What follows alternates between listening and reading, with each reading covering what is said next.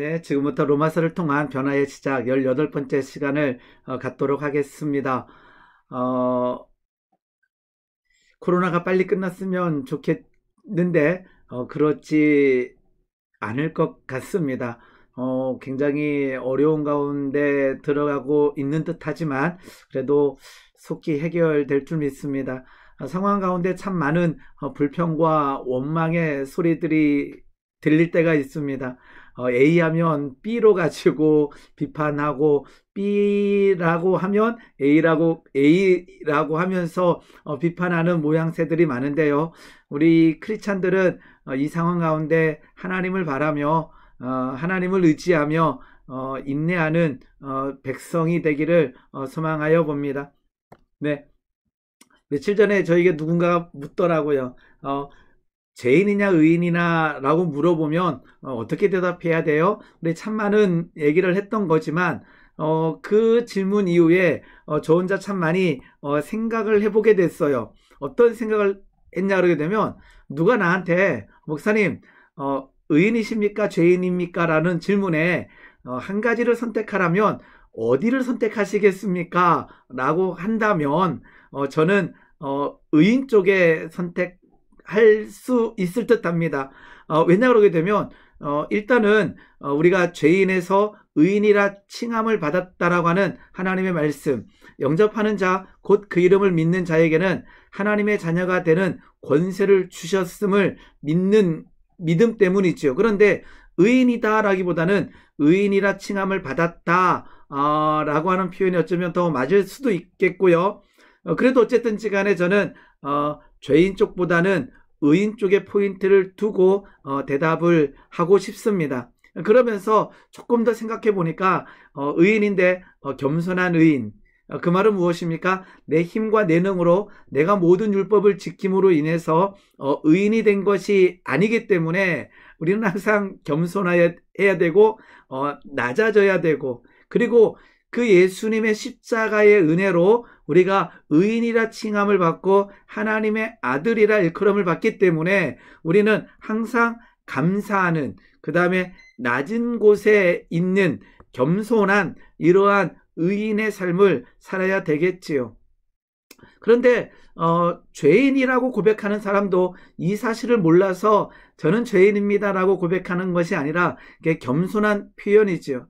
그런데 그 겸손한 표현을 포인트를 의인 쪽에다 놓고도 겸손한 삶, 겸손한 말과 모든 행동을 할 수 있으리라고 저는 믿고 있습니다. 그런데 의인인데 뭐 할 수 있는, 다시 죄를 범할 수 있는 의인이라는 거죠.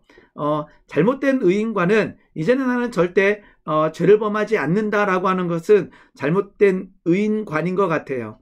우리는 여전히 우리의 자유의지를 잘못 선택하게 되면 오늘도 우리는 죄의 나락에 빠질 수 있는, 죄의 늪에 빠질 수 있는 우리들이라는 거죠. 그리고 성장해야 될, 그러니까 성숙해 나가는, 즉 이렇게 성화되어야 하는 의인의 삶을 살아야 된다라는 거죠. 즉 우리는 완성된 의인이 아니라 완성해 나가는 의인의 모습이라고 할 수가 있겠습니다. 그렇기 때문에 항상 겸손하고 깨어 기도하고 낮은 자의 삶을 살아가고 온유하고 뭐 수도 없이 많은 성령님께서 우리에게 말씀하시는 말을 순종하며 지켜나가야 된다라는 거죠. 이제는 발을 씻어야 되는, 우리가 오늘도 어쩌면 생각으로 여러 가지 모양으로 범한 죄들을 통회하며 자복해야만 하는 의인의 모습이라는 것입니다. 그렇기 때문에 우리는 저 멀리 죄인이어서 저 멀리 하나님으로부터 거리가 먼 곳에 있는 것이 아니라 예수의 피를 힘입어 성소에 들어갈 담력을 얻고 이제는 하나님의 아들이라 칭함을 받았기 때문에 하나님 앞에서 찬양하고 예배하고 경배할 수 있는 자. 엊그저께인가 우리 담임 목사님께서 안식일에 대해서 말씀하시면서 우리 주일날은 기뻐해야 됩니다. 우리는 찬양, 기뻐하며 감사해야 됩니다. 라고 하는 말씀을 나누어 주셨습니다. 그 의미가 무엇입니까? 이제 우리는 여전히 연약하지만, 여전히 부족하지만 그럼에도 불구하고 예배 현장에 나올 때는 우리를 구원하여 주신, 우리를 살려주신 그 하나님의 은혜를 믿음으로 취하고 나간다라는 거죠. 그런데 거기만 머무는 것이 아니라 아까처럼 다시 넘어지고 쓰러지는 우리들의 모습에 겸손하고 다시 회개하고 통회하면서, 그러나 바깥들에서 하나님을 찬양하는 것이 아니라 믿음으로 이제 성소를 지나 지성소에서 하나님 앞에 찬양할 수 있는 믿음은 하나님께서 해주신 말씀에 대한 믿음을 반응한다라는 거죠. 그래서 이제 우리는 찬양하고 예배하고 경배할 수 있는 자, 죄인의 눈물 우리는 필요합니다. 통회하고 자복해야 되죠. 그러나 감사의 눈물도 이제는 나를 구원하여 주신, 나를 하나님의 자녀 삼아 주신 그 하나님의 은혜에 대해서 감사해야 된다라는 거죠. 찬양해야 된다라는 거죠.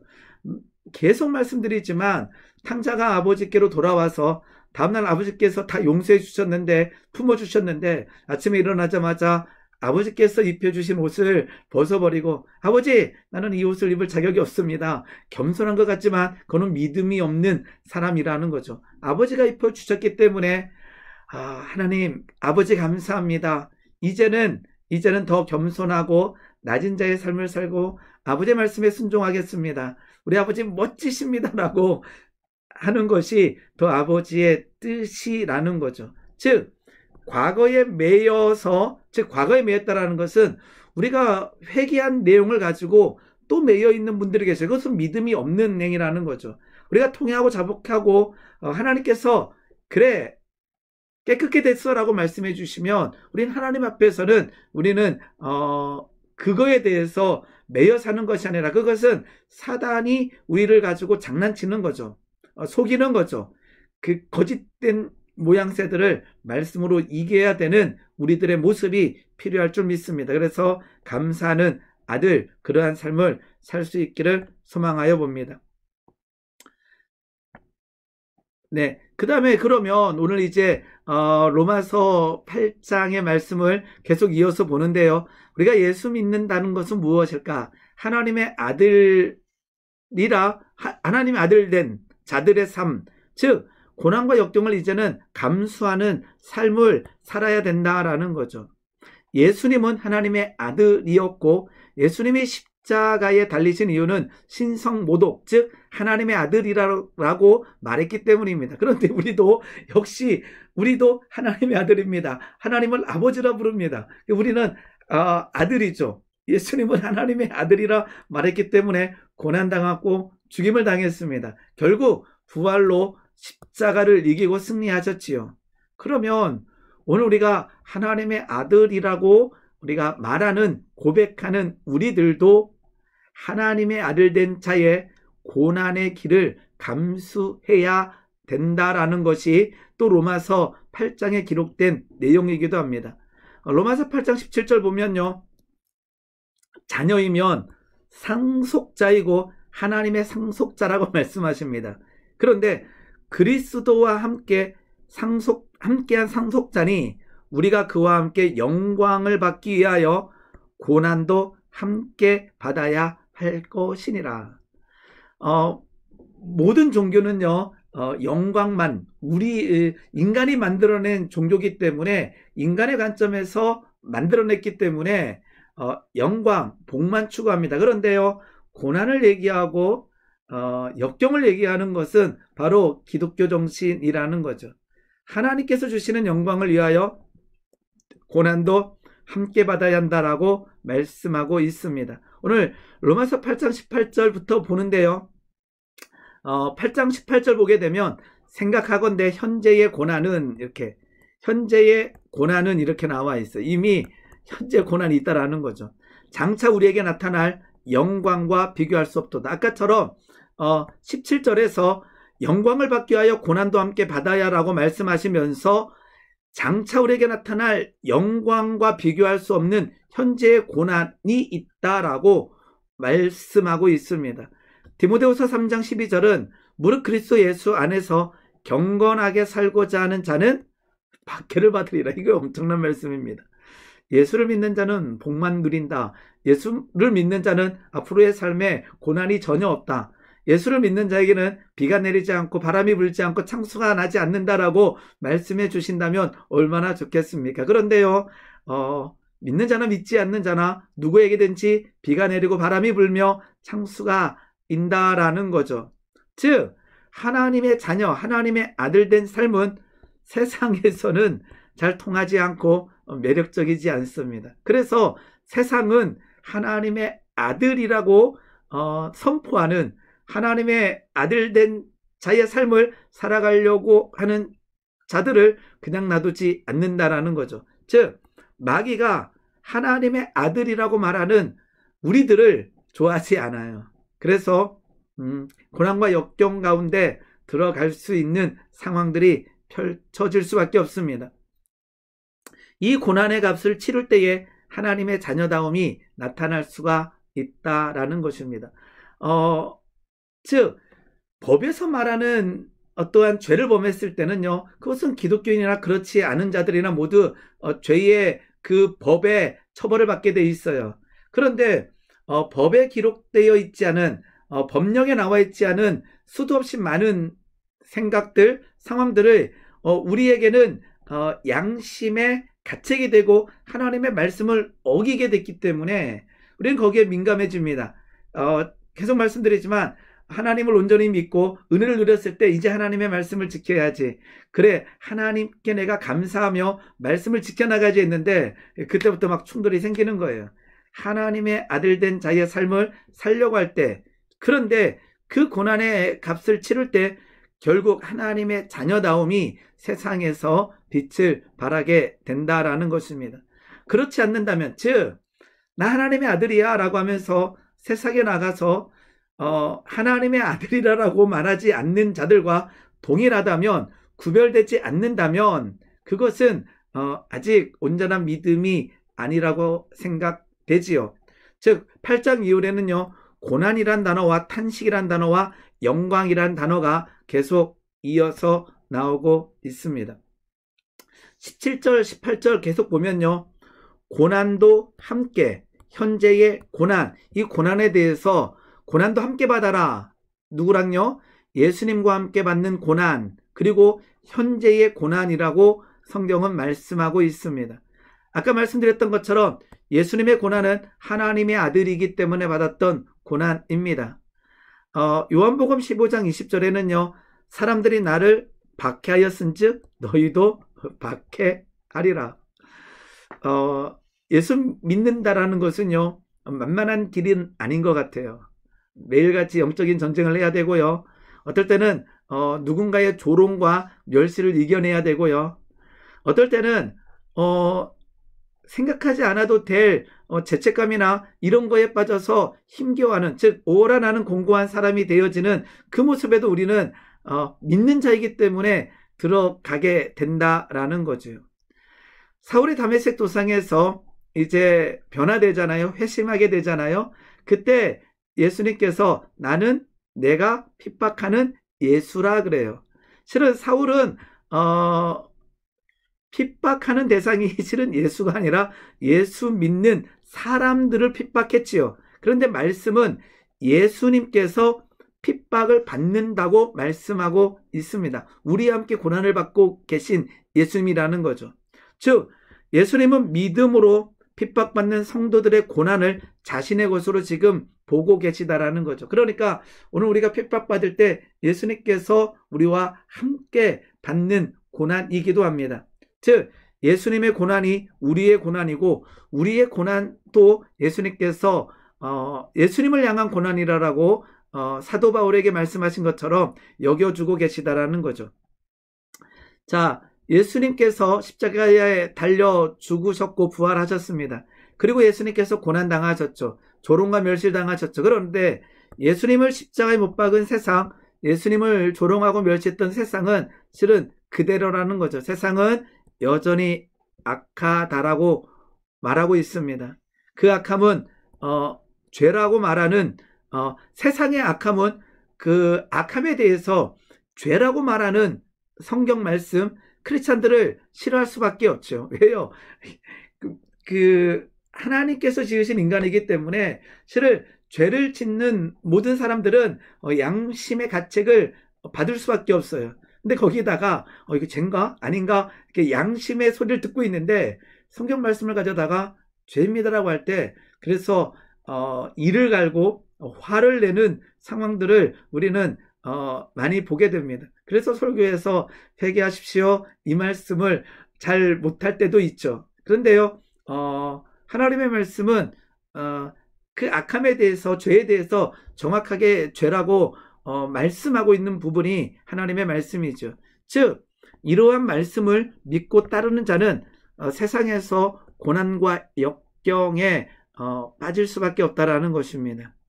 하나님의 말씀은 고난을 피하라가 아니라 고난을 받으라고 말씀하십니다. 좁은 길로 걸어가라 말씀하십니다.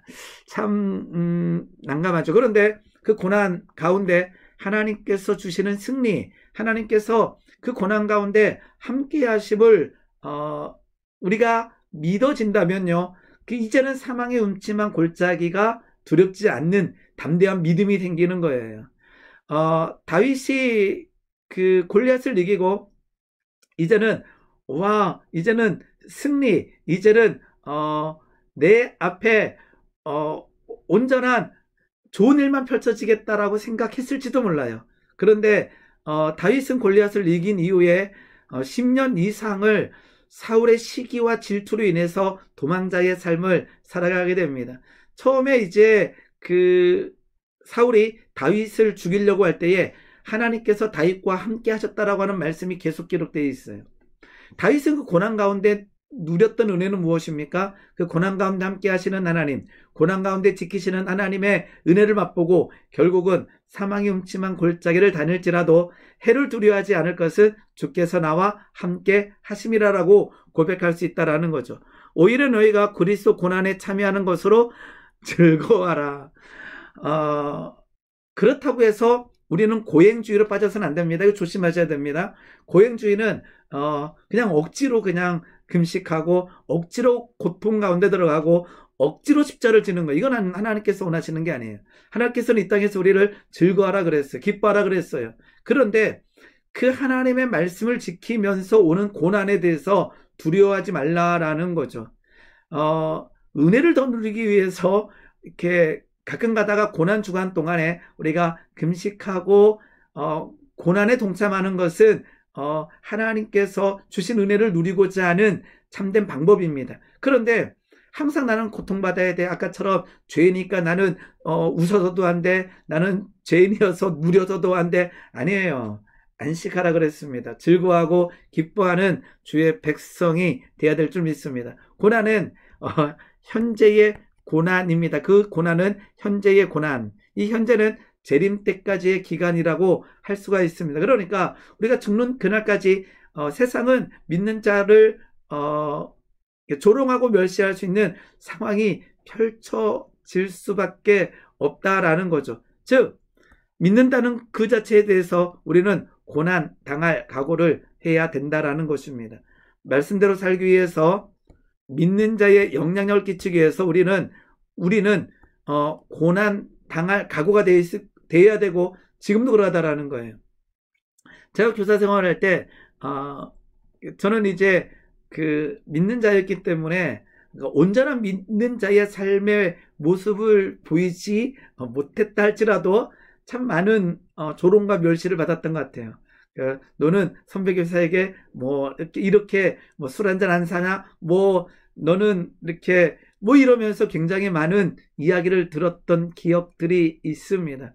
근데 나중에는 인정받았을 때는요, 너무나 감사한 상황들이 펼쳐지게 됩니다. 와서 기도 부탁을 하게 되고 이렇게 조롱과 멸시가 아니라 이제는 믿는 자로서의 인정을 받는 때도 온다라는 거죠. 믿음의 길에서 피할 수도 없고 피해서도 안 되는 것이 고난이기도 합니다. 자, 그리고는요, 탄식이라는 단어가 나오는데요.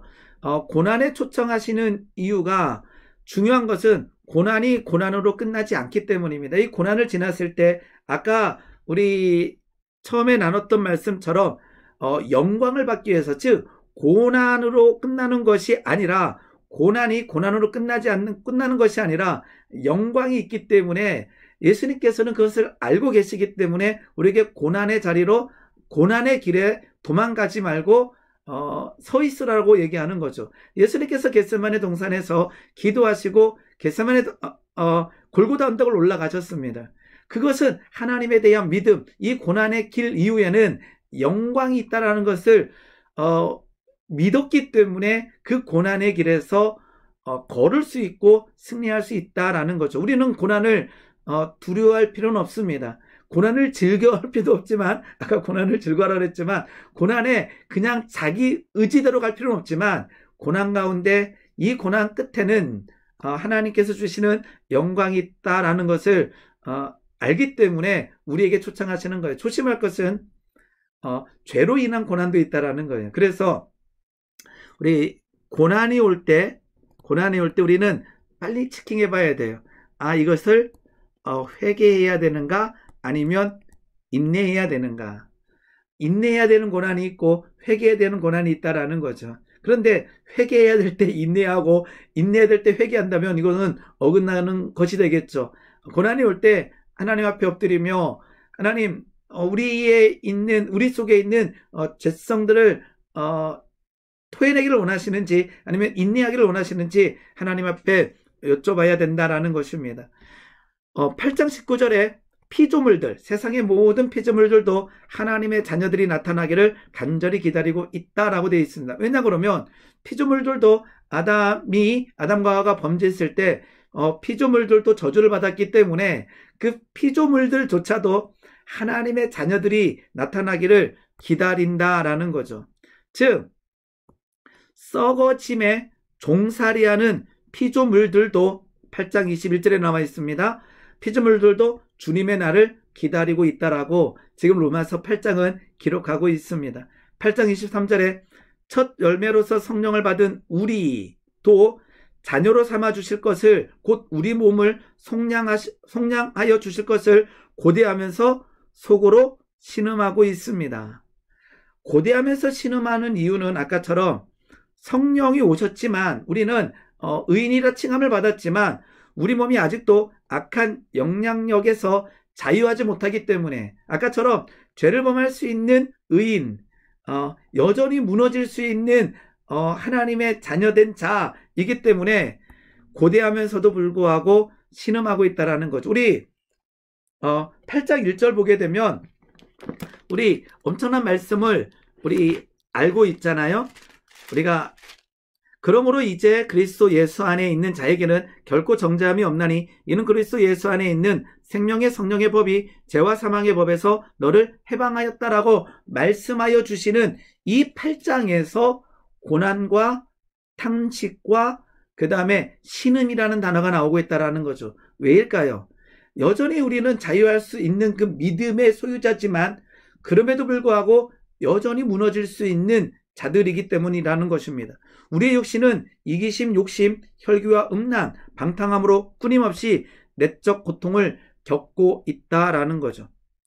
자, 그런데 탄식이 탄식으로 끝나서는 안 되는 이유. 그러니까 고난이 고난으로 끝나서 안 되고 탄식이 탄식으로 끝나서 안 되는 이유는 8장 18절에 아까 말씀드렸던 것처럼 우리에게 나타날 영광과 비교할 수 없다라는 거죠. 뭐가? 고난이 오늘 우리가 믿음으로 나오는 탄식들이 우리에게 나타날 영광과 비교할 수 없다라고 하는 그 믿음, 그 확신이 고난이 고난으로 끝나서 안 되고 탄식이 탄식으로 끝나서는 안 된다라는 것입니다. 즉 고난과 탄식 가운데 소망을 얘기하고 있습니다. 그래서 8장 24절 25절은 소망을 얘기하는 거예요. 보이는 소망은 소망이 아니니 보이는 것을 누가 바라리요. 25절에 만일 우리가 보지 못하는 것을 바라면 참음으로 기다릴지내라. 소망을 가지라는 거예요. 누구에게? 여전히 고난 가운데 있고 여전히 탄식할 수밖에 없는 우리들이지만 하나님의 말씀은 소망을 가지라는 거예요. 무슨 소망이죠? 영광에 대한 소망, 그리고 하나님의 일하심에 대한, 하나님의 함께 하심에 대한 소망을 품으라는 것입니다. 중요한 것은 이 세상에 우리가 있지 않고 주의 날이 있다라는 것입니다. 계시록 14장 12절에는 성도들의 인내가 여기 있나니 그들은 하나님의 계명과 예수에 대한 믿음을 지키는 자다라고 말씀하십니다. 로마 시대에 이 요한계시록이 쓰일 때에 너무나 많은 믿음의 사람들이 정말로 이길 수 없는, 정말로 인간의 힘으로 이길 수 없는 그 고난과 역경 가운데 던져졌다라는 거죠. 정말로 회의감이 생기고 두려움이 올라오고 정말로 믿는 자의 상황이 이것인가라고 하는 수없이 많은 불평과 원망이 나올 때에 요한계시를 통해서 뭐를 던져주느냐? 고난을 감내하고 탄식하는 상황 가운데서 하나님께서 주시는 소망, 승리, 그 영광을 볼 수 있는 말씀을 주고 있다라는 거죠. 그래서 요한계시록에서 실은 가장 중요한 것은 두려운 말씀이 아니라 찬양이 터지는 거예요.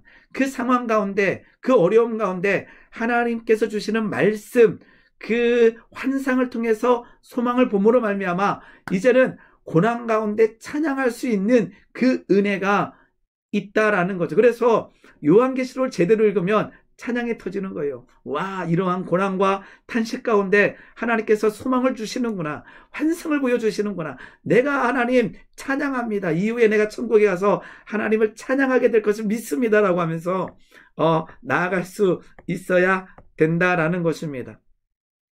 즉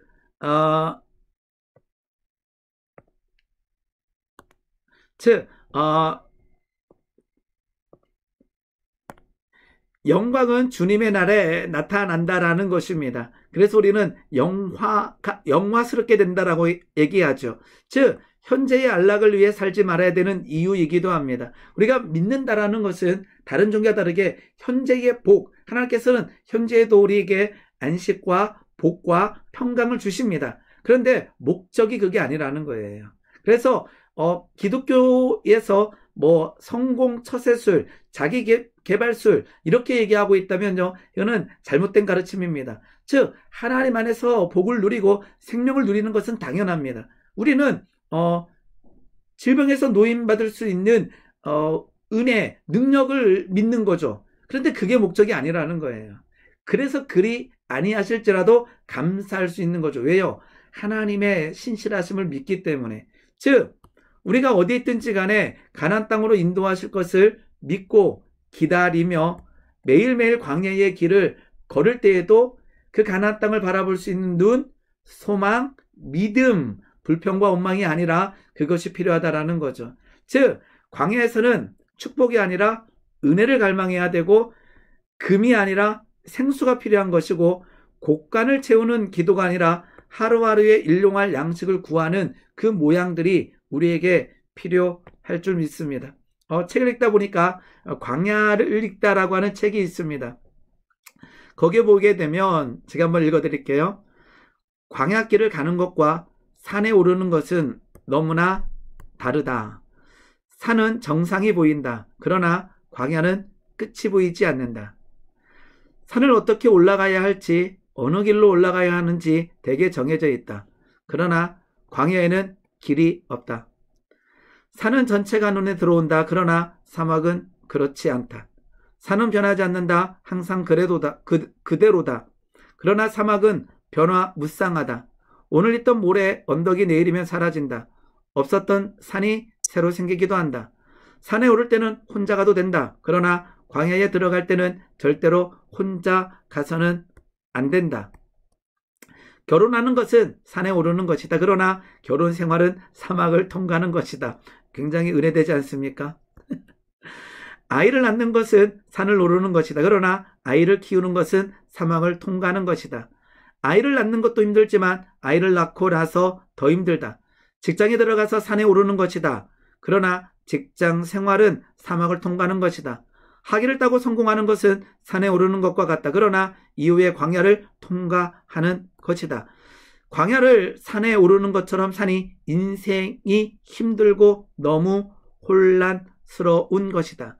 광야에서는 아까처럼 금이 아니라 생수, 아까 얘기했던 것처럼 축복이 아닌 하나님의 은혜, 그리고는 날마다 일용할 양식을 구하는 백성이 되어야 된다라는 거죠. 즉 탄식을 지나 영광으로 나아가는 것을 말씀해 주시는데 결국 로마서 8장의 승리는 다시 얘기합니다. 결국 성령에 붙들린 삶이어야 한다라는 거죠. 아까처럼 믿음 이후에 고난과 탄식이 일어나는 일이 없다면 우리는 성령 안에서 살아갈 필요가 없을지도 모릅니다. 이제 구원받았네, 나 의인 됐네, 이제는 나는 완전해, 이렇게 얘기할 수가 있다라는 거죠. 아니라는 거예요. 오늘도 우리는 여전히 의인이라 칭함을 받고 하나님의 아들이지만 오늘도 넘어지고 무너질 수 있기 때문에 성령님 내 안에 충만케 임하사 듣게 하시고 깨닫게 하시고 순종하게 하시고 그 성령님이 말씀하는 가운데 순종하는 걸음 내딛게 하여 주시옵소서. 그러면 하나님께서 성령의 말씀하심에 우리 가운데 들릴 줄 믿습니다. 믿음 후에도 여전히 남는 고난과 탄식 가운데 기쁨, 감사로 승리할 수 있는 이유는 바로 성령 충만한 삶이 필요하다라는 거죠.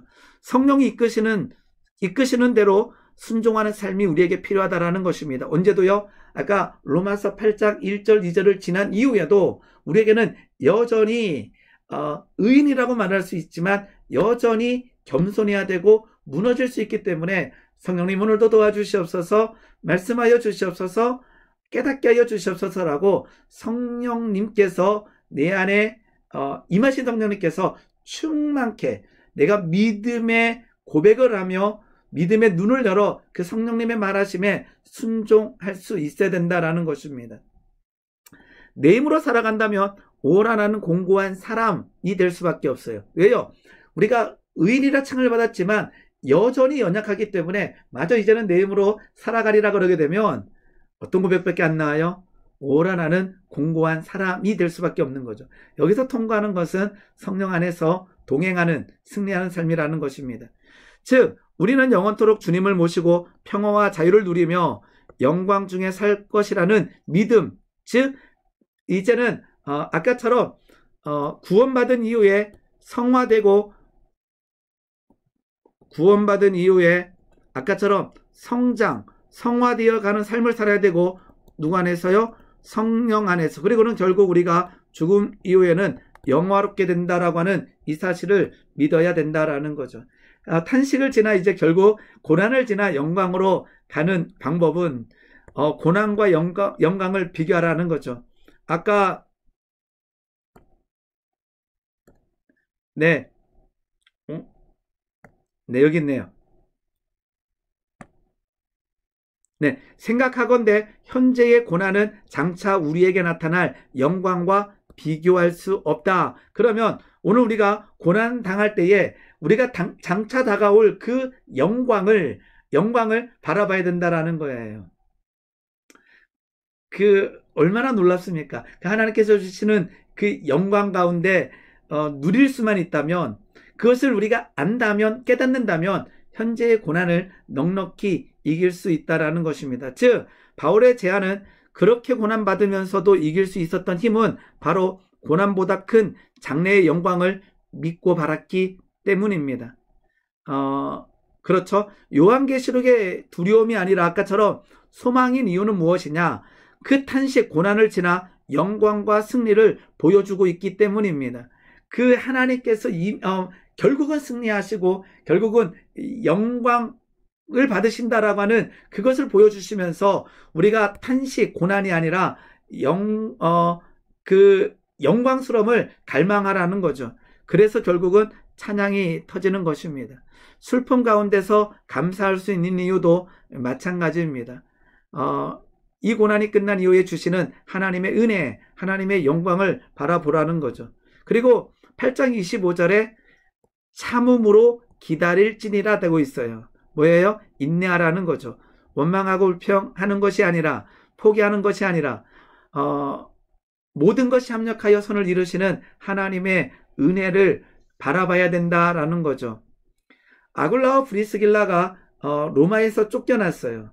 그리고는 오늘 낮의 말씀처럼 사도 바울은 아테네에서 핍박을 받아서 고린도로 갔어요. 그런데 고린도에서 그 삶의 여정에서 고난과 역경이 삶의 길을 걸었던 그들이 고린도에서 만나서 천막만드는 일을 하면서 하나님의 나라의 확장에 쓰임을 받고 있다라는 거죠. 모든 것이 합력하여 선을 이루는 그 하나님의 놀라운 능력과 은혜를 믿는다면 오늘 우리가 원망과 불평이 아니라 인내하면서 기다릴 수 있다라는 것입니다. 왜 8장에는 고난과 소망과 인내가 나왔을까요? 그것은 바로 그럼에도 불구하고 우리의 삶이 공고함으로 갈 수 있다는 사실을 말하고 있는 듯합니다. 이 말씀 무엇이냐? 아까처럼 8장 1절에서 와 승리했다 라고 하는데 그 위에 다시 고난과 탄식을 말하고 있고 그 다음에 다시 소망을 얘기하고 있다라는 것은 우리의 힘과 우리의 능으로 이 세상을 살아가는 것이 아니라 고난과 역경을 하나님의 은혜 가운데 은혜로 이겨낼 때, 즉 성령의 충만함으로 살아낼 때, 소망을 품을 때에 지는 삶이 아니라 이기는 삶이 된다라는 것입니다. 고난 가운데 기뻐하며, 고난 가운데 영광을 바라며, 고난 가운데 불평과 원망이 아니라 승리하는 주의 백성 되기를 소망합니다. 오늘 여기까지 하겠습니다. 감사합니다.